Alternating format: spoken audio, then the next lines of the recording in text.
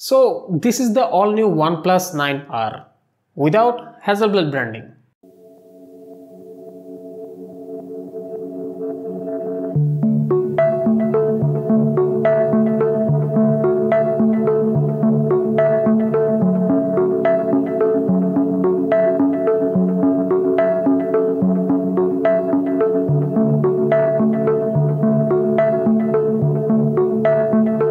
আসসালামু ভিউয়ার্স, আমি আকিবরাজ টেকভার্স থেকে।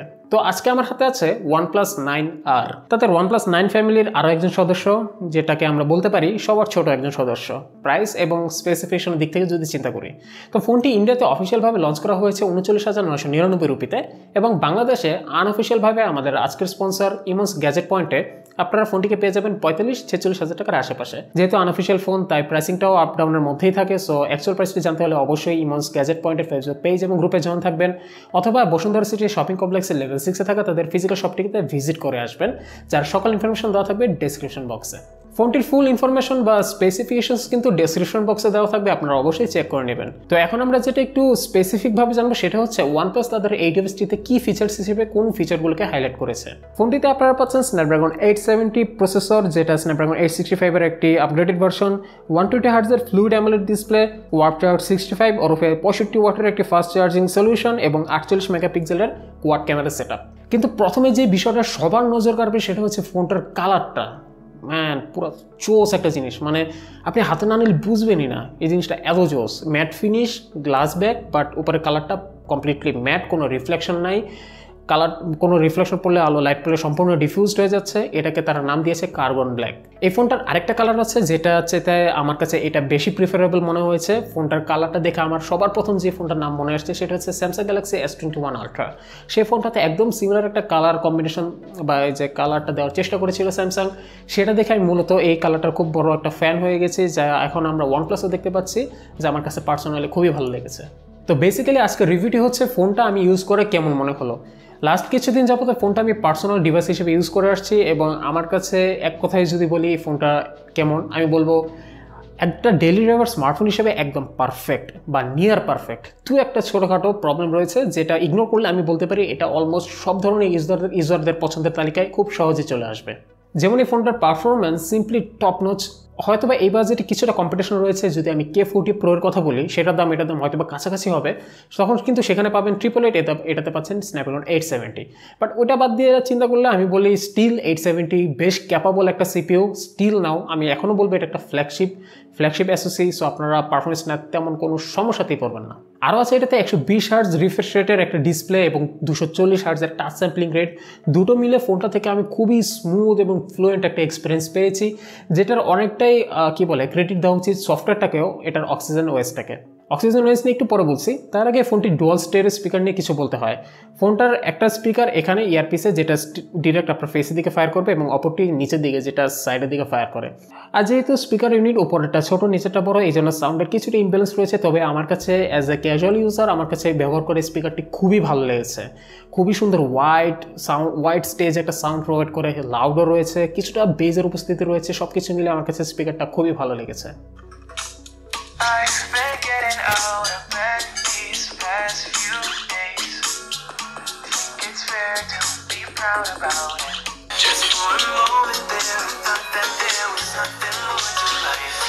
রেগুলার ব্যবহারের পাশাপাশি গেমিং পারফরমেন্সটাকেও আরও ইমপ্রুভ করার জন্য তারা প্রো গেমিং মোড নামে একটি ফিচার তারা ইনক্লুড করছে ফোনটিতে, যেটা আপনারা ফোনটির গেমসে অপশনটাতে গেলেই সেখানে দেখতে পাবেন।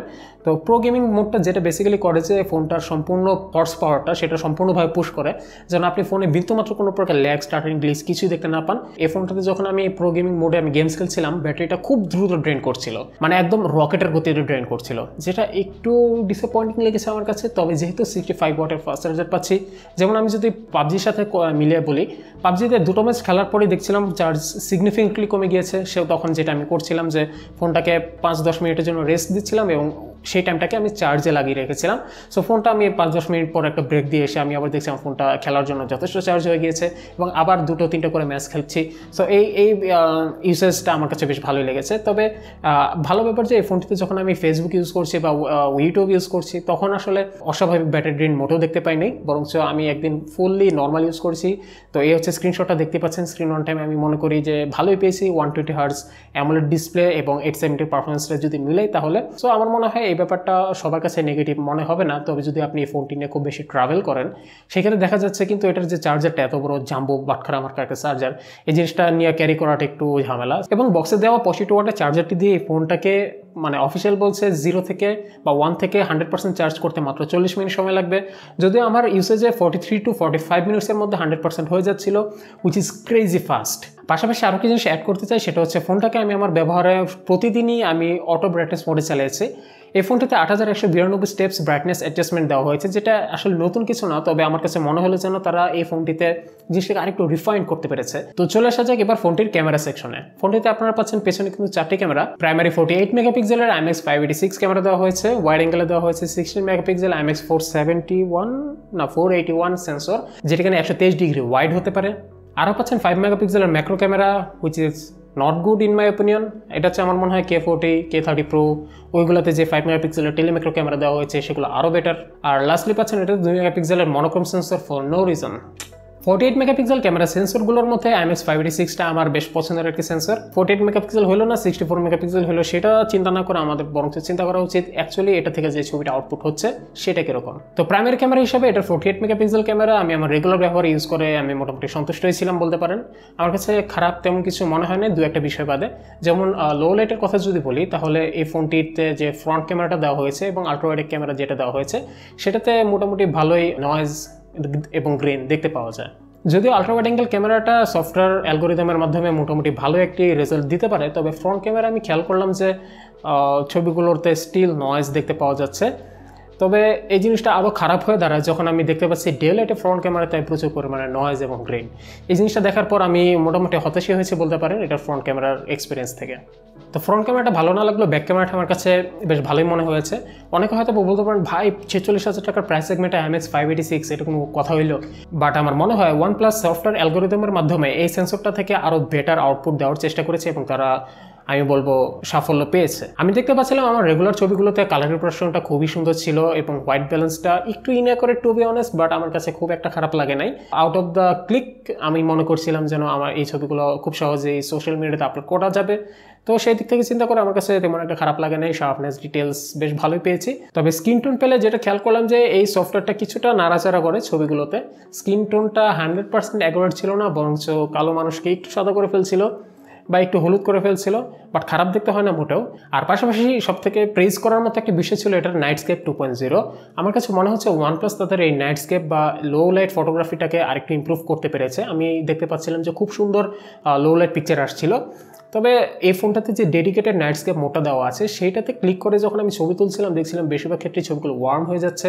তবে অটো মোডে মানে অটোমেটিক মোডে ক্যামেরা কিন্তু যদি আলো কম থাকে তখন ডিটেক্ট করে কিন্তু অটোমেটিক নাইটস্কেপ পিকচার তুলে নেয়, যেটা খুব বেশি একটা সময় নেয় না এবং সেটাতে আমি দেখতে পেলাম যে হোয়াইট ব্যালেন্সটা কিছুটা অ্যাকুরেট থাকে। সো ডেডিকেটেড নাইট মোড দিয়ে তোলা যেতে মানে রেগুলার ক্যামেরা মোডে আমার মনে হয় তুললে আপনারা ভালো রেজাল্ট পাবেন। এটা আল্ট্রা ওয়াইড অ্যাঙ্গেল ক্যামেরাটা বেশ ওয়াইড, যেটা বললাম আপনাদের 123 ডিগ্রি ভিউইং অ্যাঙ্গেল। তো এটা এতটাই ওয়াইড যে এই ফোনটাতে আমি যে কভারটা ইউজ করছি কভারটা লাগানোর পর দেখতে পাচ্ছিলাম যে চারদিকে কালো এরকম ভিগনেটের মতো চলে আসছে। 80-র কভার এটা, ও আচ্ছা যাই হোক। তো এটাতে নাকি 80-র কভার ইউজ করছি আমরা, তো যার কারণে নাকি কী বলে আল্ট্রা ওয়াইড অ্যাঙ্গেল ক্যামেরাতে যে সেই জিনিসটা চলে আসছে। তবে এই ফোনটা যদি কোনো ডেডিকেটেড ক্যামেরা কভার থাকে তাহলে হয়তো বেশি প্রবলেমটা আপনারা ফেস করবেন না। তবে অবশ্যই আপনারা কোন প্রকার কভার কেনার আগে একটু জিনিসটা ট্রায়াল দিয়ে দেখবেন, আমার কাছে যেটা মনে হয় আপনার দেখা উচিত। ফোনটির পোর্ট্রেট ছবির কোয়ালিটি আমার কাছে খুবই ভালো মনে হলো, যদিও ব্লাডটা খুব রিয়েলিস্টিক না, বাট মানে অনেকের কাছে এই ধরনের ছবিটাই ভালো লাগবে। এজ ডিটেকশন বেশ ভালো পেয়েছি, বিশেষ করে ফ্রন্ট ক্যামেরায়। আর ফ্রন্ট ক্যামেরা পোর্ট্রেট তোলার সময় খেয়াল করলাম যে ছবিগুলোতে তেমন কোনো নয়েজ গ্রেনটিন নাই, কিন্তু যখন আমি নর্মালি তুলতেছি তখন দেখতেছি একে তো নয়েজ গ্রেন আসতেছে, তার উপর শাটার ল্যাগের জনিত কারণে ছবিগুলো সামটাইমস ব্লার হয়ে যাচ্ছে। আর ফোনটার পেছনে দুটো ফ্ল্যাশ লাইট আমার কাছে যেটা মনে হইতেছে, উপর একটা ফুলি সাদা, নিচে দুটা ওয়ার্ম, মানে নিচের একটার ভেতরে দুইটা এলইডি দেখা যাইতেছে। তো আমি দেখলাম যে খালি ওয়ার্মটাই জ্বলে, সাদাটা আমি আসলে জ্বলতে দেখি নাই। সো আসলে ওইটার কাজকে আমি এখনও শিওর হতে পারতেছি না। ও হ্যাঁ, আমরা কিভাবে ভুলে যাই, ফোনটাতে কিন্তু একটা অ্যালার্ট স্লাইডার আছে। তো কিছু ইম্পর্টেন্ট ফ্যাক্ট নিয়ে কথা বলা যাক। ফোনটিতে দেওয়া হচ্ছে 120 হার্টজের ফ্লুইড অ্যামোলেড ডিসপ্লে, যেটা বেসিক্যালি একটা অ্যামোলেড ডিসপ্লে হিসেবে বেশ ভালো কোয়ালিটির একটা ডিসপ্লে। তবে আমার রিসেন্টলি এক্সপিরিয়েন্স করা রেডমি K40 ওরফে পোকো F3 এর ডিসপ্লের সাথে যদি আমি মিলাই, তাহলে আমার কাছে K40 ডিসপ্লেটাই বেটার মনে হচ্ছে। তবে অ্যামোলেড ডিসপ্লের পজিটিভ দিক, এই ফোনটিতে ইন ডিসপ্লে ফিঙ্গারপ্রিন্ট সেন্সর ব্যবহার করা হয়েছে, যেটা খুবই ফাস্ট এবং অ্যাকুরেট। ফোনটিতে ব্যবহার করা হয়েছে OxygenOS 11।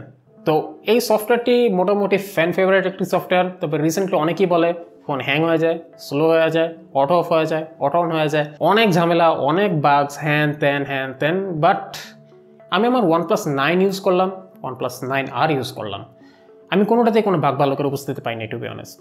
বরঞ্চ এই ওএসটা আমার কাছে খুব লাইট ওয়েট এবং ইজি টু ইউজ মনে হয়েছে এবং বেশ রেসপন্সিবল। এটার ওয়ালপেপার সেগমেন্টে ক্যানভাস নামে একটি ফিচার অ্যাড করা হয়েছে, যেটা এখন বেটা মোডে রয়েছে। তবে আমার কাছে এই সফটওয়্যার সিস্টেমটা খুবই ভালো লেগেছে। আপনার যে কোনো প্রকার ছবি যদি সেটাতে হিউম্যান ফেস থাকে তাহলে আরও বেটার হয়।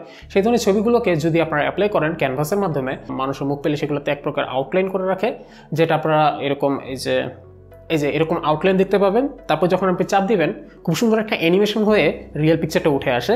আবার যখন অন করবেন তখন একটা জুম আউট একটা ইফেক্ট হয়, মানে খুবই সুন্দর ওভারঅল আনলকিং প্রসেস। এবং এই ওয়ালপেপার সিস্টেমটা আমার কাছে খুবই ভালো লেগেছে। আরও পাচ্ছেন এতে কল রেকর্ডিং সিস্টেম, আপনারা কল রেকর্ড করতে পারবেন। আর এটাতে যে ট্যাপ করলে যে সাউন্ডটা হয় এটা খুবই সুন্দর। তবে আমার কাছে একটা জিনিস বাজে লাগলো যে এটাতে আপনারা ব্যাটারির পার্সেন্টেজ ইনেবল করতে পারবেন ঠিকই, কিন্তু এটা পাশে বসে এবং বসে অনেকটাই জায়গা নিয়ে নেয়।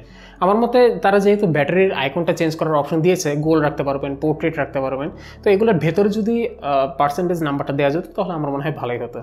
আর এজ এ ফ্ল্যাগশিপ ডিভাইস আর OnePlus 9 পরিবারের যেহেতু একজন সদস্য, সেই ক্ষেত্রে আমার কাছে মনে হয়েছে ফোনটিতে কিছু বিশেষ দিক বা বিশেষ ফিচারগুলো মিসিং রয়েছে। যেমনটা হচ্ছে আপনার আইপি প্রোটেকশন, এটাতে কোনো প্রকার আইপি সার্টিফিকেশন নেই। সো ফোনটিকে আপনারা পানিতে টুকটাক ভেজানোর ক্ষেত্রে অবশ্যই সতর্কতা অবলম্বন করবেন। এবং এই ফোনটিতে আমি কোনো প্রকার ওয়্যারলেস চার্জিং দেখতে পেলাম না, যেটা কাইন্ড অফ বুমার। আমি 46,000 টাকা বা 50,000 টাকা খরচ করতেছি, আমার ফোনে ওয়্যারলেস চার্জিং নাই, এটা অবশ্যই থাকা উচিত ছিল। আর আইপি প্রোটেকশনটাও থাকা উচিত ছিল। আর এই ফোনটাতে যেটা হালের ট্রেন্ড 3.5 মিলিমিটার জ্যাক রিমুভ করে দেওয়া, সেটা করা হয়েছে। সো এটা আমার কাছে খুব বেশি একটা নেগেটিভ পয়েন্ট না, বাট আপনাদের কাছে যেটা এটা বেশি ইম্পর্টেন্ট, তাদের জন্য এটা একটা নেগেটিভ পয়েন্ট। তো এইগুলো OnePlus 9R নিয়ে আমার মতামত। বিগত বেশ কিছুদিন যাবৎ ফোনটিকে নিজের একটি পার্সোনাল ডিভাইস হিসেবে চালানোর পর আমার কাছে ফোনটি খুব ভালো লেগেছে to be honest, as a daily driver. পাশাপাশি গেমস খেলার জন্য ফোনটি আমার কাছে ভালোই মনে হলো। তো এইসব কিছু বিবেচনা করে অ্যাজ এ ক্যাজুয়াল ইউজার বা মিড রেঞ্জে একটা ফ্ল্যাগশিপ ইউজার হিসেবে আমার কাছে OnePlus 9Rটাকে বেশ ভালো একটি ফোন বলেই মনে হয়েছে। তো আপনারা যারা OnePlus কেনার চিন্তা ভাবনা করছিলেন, তারা আমার মনে হয় OnePlus 9R আসতে পারেন, যদি আপনি OnePlus 8 ইউজার হয়ে থাকেন। কেননা বর্তমানে সিমিলার প্রাইস সেগমেন্টে 8 এবং 80 এবং 9R পাওয়া যাচ্ছে। তাদের তুলনায় আমার কাছে 9Rটাকে বেটার মনে হয়েছে। আপনারা জানেন যে 80 এগুলোতে অনেক প্রবলেম ছিল, আমি এটা ফোনটাতে আসলে কোনো প্রবলেম পাইনি টু বি অনেস্ট। আর কেউ যদি জিজ্ঞেস করে ফোনটির একটি ভালো ওয়ার্দি কম্পিটিটরকে, আমি বলবো K40 Pro বা পোকো F3 Pro। যদিও মার্কেটে বর্তমানে K40 Pro বা পোকো F3 Pro পাওয়াই যায় না।